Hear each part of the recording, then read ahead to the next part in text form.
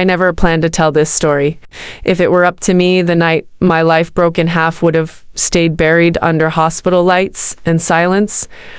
But life has a way of forcing your truth out, especially when the one person you never expected to love becomes the one person who knows the part of you you've tried hardest to forget.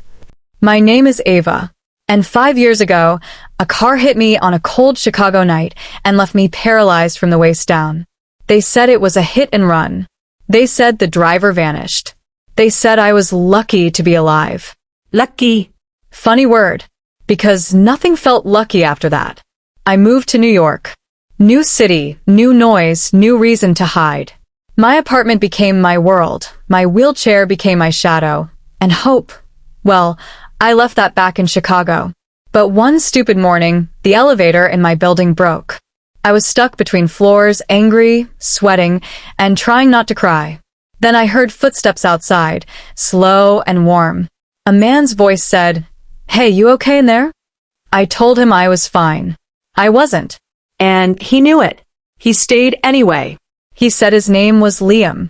I didn't say mine. I didn't trust men who showed kindness without wanting something in return. But he kept showing up. Every day, I'd find him in the lobby, or holding the elevator door, or pretending to check his mailbox when I rolled in. He brought groceries sometimes, helped fix a jammed window, cracked jokes that were terrible, but somehow made the room feel lighter. He never asked why I couldn't walk, never stared at my chair, never treated me like an apology. One cold night, he walked with me on the Brooklyn Bridge. Well, he walked, I rolled, but it still counts. The city glittered below us, and he asked, "Do you ever miss walking?" I froze. Nobody asked me things like that. People tiptoed around my pain like it was a bomb waiting to explode. I said, "I don't talk about that." He nodded. "Then talk about something that keeps you alive." The question punched air out of my lungs. Nobody had asked me about living, only surviving. I whispered, "Books." He smiled. "Then I'll read with you." And he did. Every night, in stairwells, in the lobby, beside my bed during blackouts. His voice became the soundtrack of a life I wasn't sure I deserved. Weeks passed, and slowly, dangerously, I started to want him near me. One stormy evening, the lights went out. He lit candles, sat beside me, leaned close. My heart didn't know how to react. The last time I felt someone that close, I still had working legs. He leaned in. My breath caught, and then he pulled away. He said, "Ava, before anything happens, there's something I need to tell you." I told him to tell me. He said, "Not yet." I should have been suspicious. But hope makes you blind. One afternoon in his apartment, I dropped one of his books.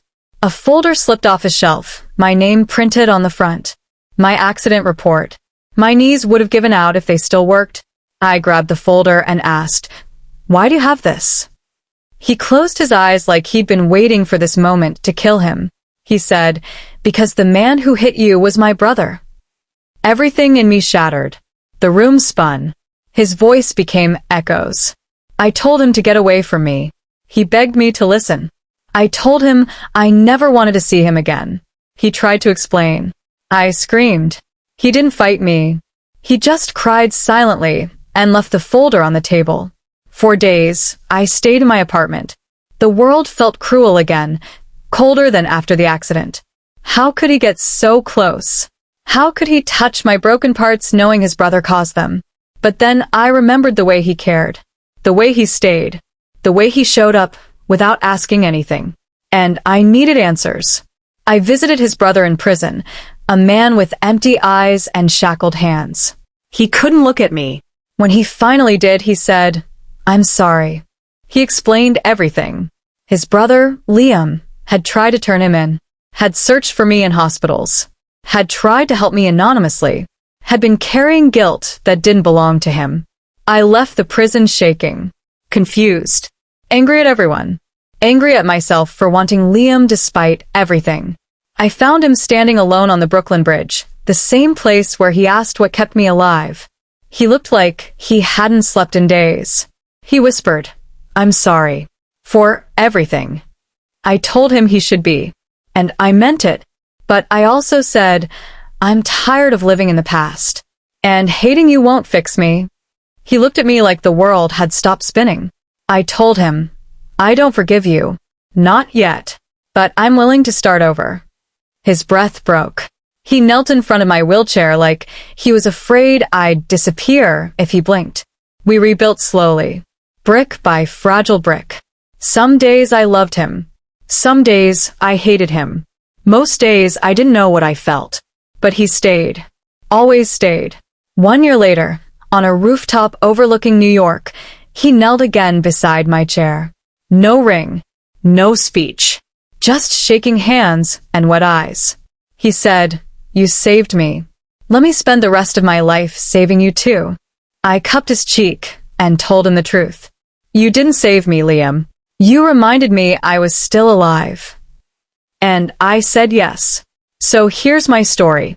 The story of how the worst night of my life led me to the one person brave enough to love what was left of me. He didn't heal my legs or erase my past. He didn't fix me. He just stayed. And sometimes staying is enough. When Liam slipped that ring on my finger, I thought that was the peak of my happiness. I thought life would finally be soft with me, that God had finally decided I'd suffered enough. But love, real love, isn't soft. It's strong. And sometimes strength hurts. The next months felt like floating.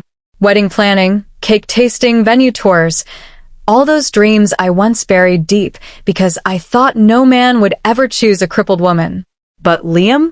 Liam chose me loudly, proudly, stubbornly. And on the wedding day, when he cried before I even got halfway down the aisle, I realized something. He wasn't pitying me. He was honoring what we survived. Marriage was beautiful at first. The routines, the late night talks, the way he lifted me into the car like it was the most natural thing in the world. The way he brushed my hair on the nights my hands trembled. But beauty is never the whole story. Soon a whisper started.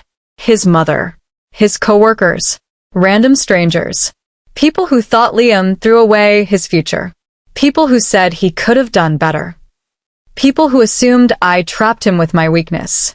One day, I overheard someone say, he married a responsibility, not a wife. It broke me. But Liam? Liam fought for me. For us. For every moment we earned. Then something the world never expected happened. I got pregnant. Doctors called it high risk. Family called it foolish. I called it hope. 9 months of pain. 3 hospitalizations. 1,000 fears. And then, Mila. Our miracle girl. Her tiny fingers wrapped around mine, and suddenly, I wasn't broken anymore. I was a mother. But motherhood in a wheelchair? That came with its own cruelty. People judged everything. How I fed her, held her, moved with her. Poor child. Her mom can't chase her. You married someone who can't even run after her kid. He deserves better. Those words crawled into my mind at night. And slowly guilt started eating me alive. Marriage got harder. Not because we didn't love each other, but because I felt unworthy. Then I found the messages. Not cheating. Not flirting. Just Liam venting to a friend. That he was tired, overwhelmed, scared of failing all of us. My heart shattered. Every insecurity, I buried rose like smoke. But that night, Liam came home early. And he broke. Right in front of me. I'm not tired of you, he said.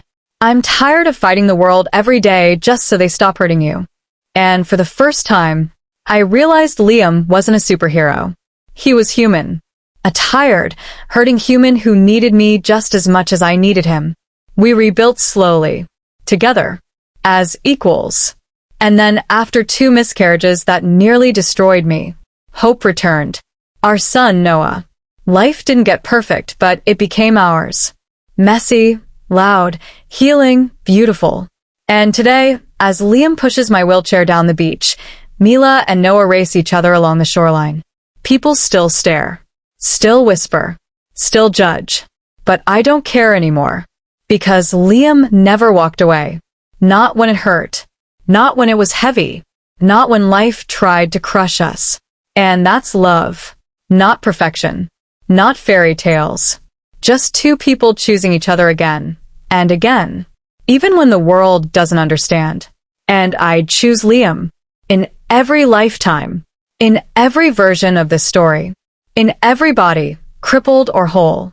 Because somehow, miraculously, he chose me first. Life with Liam and the kids felt stable. For the first time, my heart wasn't constantly preparing for disappointment. Mila started school. Noah learned to say mama before dada, and our home finally felt like a place where pain came to rest, not to grow. But comfort can make you blind. It started with late nights. Liam said he was working overtime. At first, I believed him. He'd always supported us without complaint. But then, I found a receipt. A dinner for two. A fancy restaurant. Not the type he would ever go to alone. My chest tightened so hard I couldn't breathe. I told myself not to assume. Not to break my own heart without proof.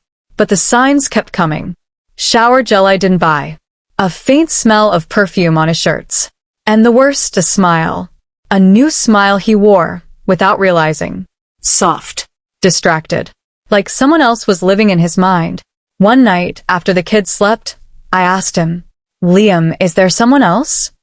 He froze. Not shocked. Not offended. Just frozen. My heart shattered before he even spoke. He sat on the couch, elbows on his knees, rubbing his forehead. Ava, I didn't cheat. But there's something I haven't told you. My stomach flipped. He confessed. A woman, an old classmate, reached out months ago. She worked with a foundation supporting families with disabilities. She admired how he cared for me. She wanted him to speak at events, to become the face of their campaign. He said he refused at first. But she kept pushing, saying he was inspirational, a hero, a symbol of selfless love. He told her no man should be celebrated for loving his wife. But she kept asking. Inviting him to meetings, offering him paid opportunities. And in those conversations, he felt seen in ways he never admitted to me. Not romantically, but emotionally. Like she understood how exhausting his life could be. I never touched her. I never loved her. But Ava, I did talk to her when things got heavy here. And that wasn't fair to you. I couldn't speak. My throat burned with betrayal. Not the physical kind. The deeper one. The kind where your partner shares the part of themselves meant only for you. I turned away, holding the tears with my teeth. That night, Liam slept on the couch. For a week, we barely spoke. I felt like I'd lost him to a version of life where I wasn't a burden. Where he was admired for being a hero instead of criticized for loving me. But the twist wasn't the betrayal. It was the truth that followed. One morning, the woman showed up at our house, uninvited. She came to the door with a folder in her hand and confidence in her stride. She looked at me the way people look at broken things, with pity wrapped in arrogance. I think Liam deserves more than this life, she said, glancing at my wheelchair like it was a prison. My blood boiled. Before I could respond, Liam came from behind me, eyes cold, jaw tight. What the hell are you doing here? She smiled. A slow, fake, poisonous smile. I came to remind you that you don't have to stay trapped. You could help millions. You could be. I wanted my life, Liam snapped. My wife. My kids. My home. Leave. Then the twist hit like a storm. The woman stepped closer and said, She will never give you the life you deserve. She can't. You're wasting yourself. Liam cut her off. Don't talk about my wife. His voice shook the air. And in that moment, the doubt I'd been drowning in evaporated. I wasn't his burden. I was his home. He blocked her number. Quit the foundation. Deleted every message. And that night he held me and said, You are not weak. You're my strength. Don't ever think someone could replace you, because no one could handle what we've survived. And for the first time in a long time, I believed him.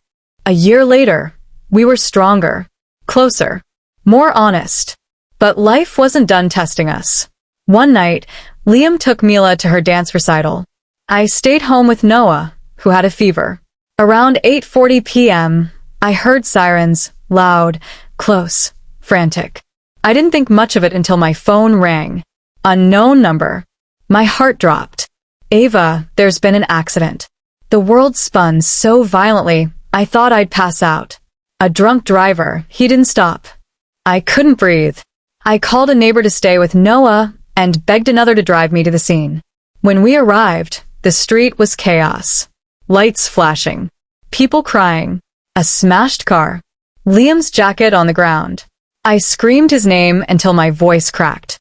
A paramedic rushed to me. Ma'am, he's alive. He's conscious. But he keeps asking for you. My heart broke and healed at the same time. They wheeled me to him. His forehead was bleeding. His arm twisted unnaturally. But his eyes, those steady, warm, stubborn eyes, were still searching for me. When he saw me, he whispered, Ava, is Mila okay? I turned and saw Mila in another ambulance, scared, crying but safe. Just bruised. My brave girl. The driver who hit them was arrested on the spot. But the twist wasn't the accident. The twist came later. In the hospital, the doctor pulled me aside. Mrs. Carter, your husband may fully recover, but there is a risk. My heart stalled. What risk? A severe injury to the lower spine. We won't know for weeks, but he may not walk the same again. My breath froze. Liam, my protector, my strength, my legs, might need a wheelchair too. That night, while he slept, I sat beside him and held his hand. For years he carried me, lifted me, fought for me. Now it was my turn. When he woke, I told him everything gently. And Liam, the man who never feared anything, broke.